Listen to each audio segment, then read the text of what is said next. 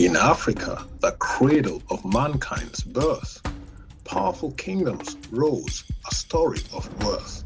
From ancient times to the Middle Age, a continent's tale, a captivating stage.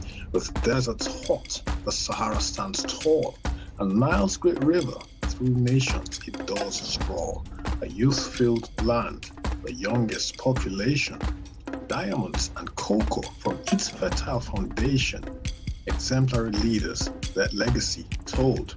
Nkrumah, Mandela, their spirits bold. Ellen Johnson Sirleaf, her first female leader, so wise. From Liberia's democracy, where freedom lies. Aliko Dangote, an entrepreneur's might. Wealthiest in Africa, a beacon of light. With refinery brand, his vision so vast. A symbol of progress, an icon to last. Namlolwe and Nyanza, a freshwater gem, reflected the dreams of many a gem. A continent of superlatives, it's true, with vibrance and vigor, a future anew. If history has shown such stars of grace, in Africa's embrace, new legends will trace. Let courage and dreams unite as one for a brighter tomorrow where greatness is spun. In this beautiful, colorful, and friendly domain, greatness awaits where hopes shall not wane, where tales of triumph weave a tapestry. Welcome to Today in African History.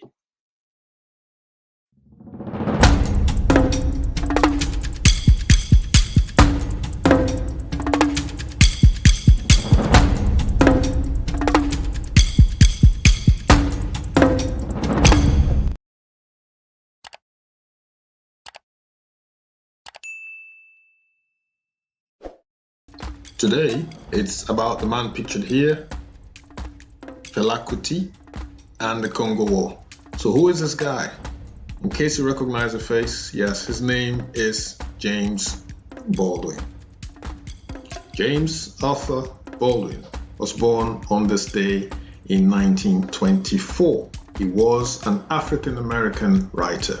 He garnered acclaim for his work across several forms, including essays, novels, plays, and poems.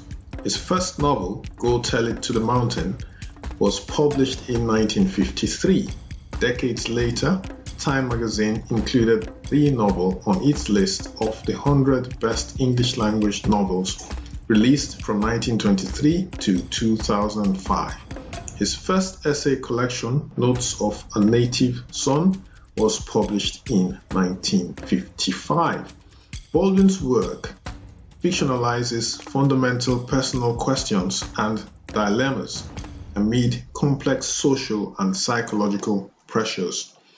Themes of masculinity, sexuality, race, and class intertwine to create intricate narratives that run parallel with some of the major political movements towards social change in mid-20th century America, such as the Civil Rights Movement and the Gay Liberation Movement. Baldwin's protagonists are often, but not exclusively, African American, and gay and bisexual men frequently feature prominently in his literature. These characters often face internal and external obstacles in their search for social and self-acceptance. Such dynamics are prominent in Baldwin's second novel, Giovanni's Room, which was written in 1956, well before the gay liberation movement. So, James Baldwin, born on this day in 1924, he was an African American writer. So yeah, there was some talk about racism and racial harmony in the United States, also gay and homosexual people, bisexual men. He talked about them in his books. The people who would rail against people who are gay or bisexual. But you know, the current reasoning now by most people is that as long as they are not breaking the law, they're not killing anybody, they're not making anyone uncomfortable, they're not carrying out their acts publicly, which goes for everybody really. Why should someone be prosecuted just because of their sexual orientation? So we have to respect everyone's beliefs, we have to respect everyone's choices, as long as they're not breaking the law.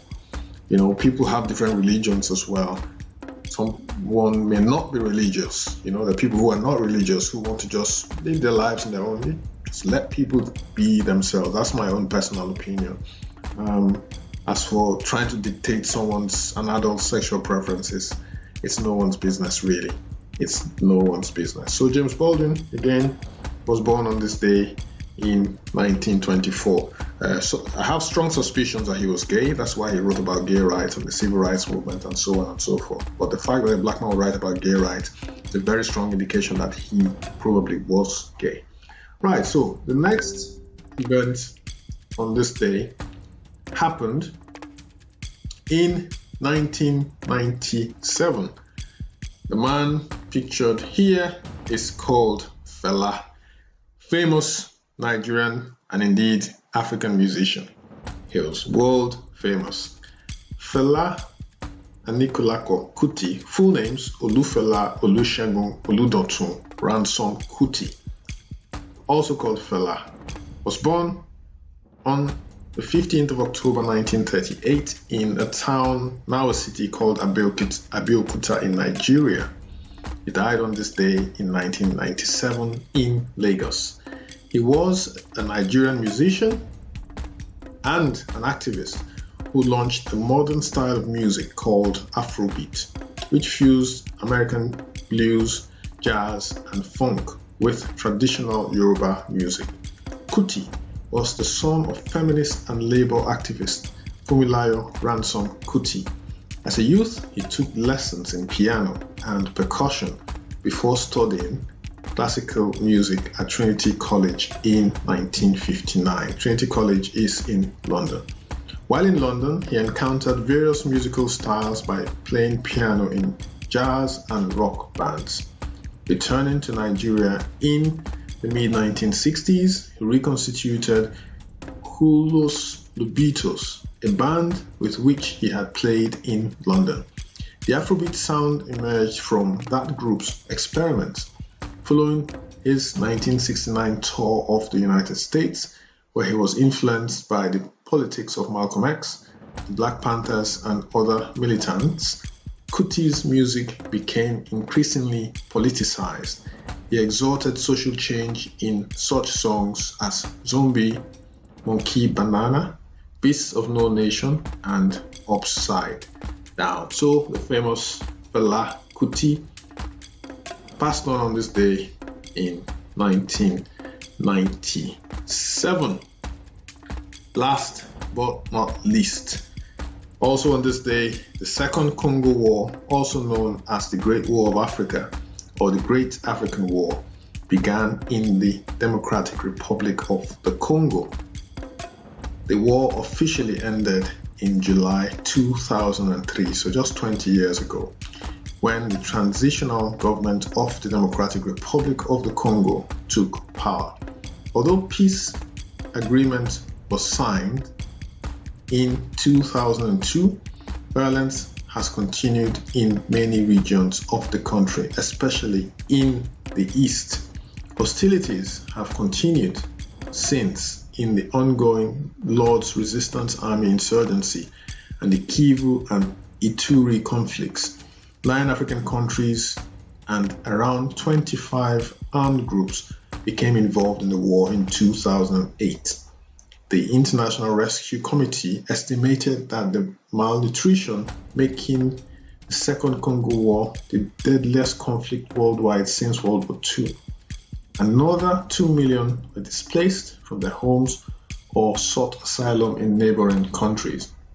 Conflict minerals were a major source of funding for the war and for subsequent fighting. How sad. The war officially ended in July 2003, 20 years ago, when the transitional government of the Democratic Republic of the Congo took power. Although a peace agreement was signed in 2002, violence continued in many regions of the country, especially in the east. So we talk about the wealth of Africa, our cocoa, our diamonds, etc., etc. But sometimes the wealth has caused problems, has led to war. In the case of the Democratic Republic of Congo, it was diamonds. I don't think there's any country in the world that has more diamonds than Congo.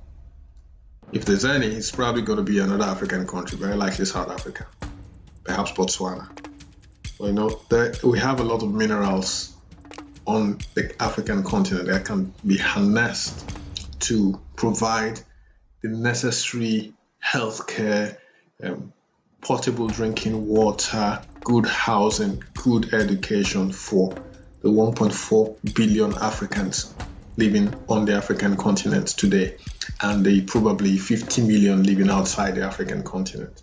Okay, so it can be done. We just need good leaders to get this sorted, to get our priorities straight, not fighting for precious diamonds. It doesn't make sense. We use the diamonds to generate wealth for the country, to train our people, to send our young ones to school, to send them to get a skill, to get an education, to change their mindset, so that they're not after fast wealth or ill-gotten wealth or war.